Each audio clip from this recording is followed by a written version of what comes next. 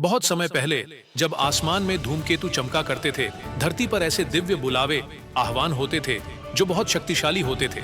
उस समय कौरवों और पांडवों के बीच जो युद्ध हुआ वह सिर्फ सत्ता के लिए नहीं बल्कि सत्य की परीक्षा थी। उसी समय एक छोटे से गांव में एक साधारण किसान का बेटा रहता था। वह अर्जुन नाम का नहीं था, लेकिन बहुत बहादुर था। वह बड़े योद्धाओं को भी चुनौती देने का हौसला रखता था।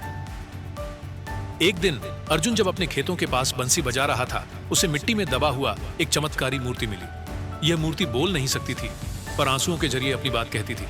उसने अर्जुन को सिखाया, हमेशा सच बोलो, चाहे वह किसी को अच्छा न लगे, लेकिन सच से बड़ा कुछ नहीं। अर्जुन ने मूर्ति की बातों से सच्चाई और हिम्मत सीखी। उसने समझा कि असली शिक्षा केवल पढ़ना लिखना नहीं होती, बल्कि सही फैसला लेना भी होता है।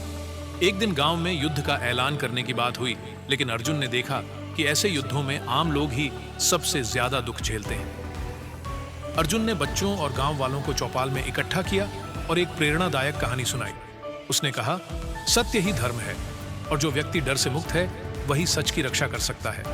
उसकी बातों से गांव के लोगों में हिम्मत आई और सबने अपने अपने घरों में सच बोलना शुरू कर दिया। धीरे धीरे क्षितिज पर एक दिव्य निशान दिखा, इंद्रधनुष जैसा। एक चमकती हुई धारा गांव के बीच से होकर हर घर तक पहुंची।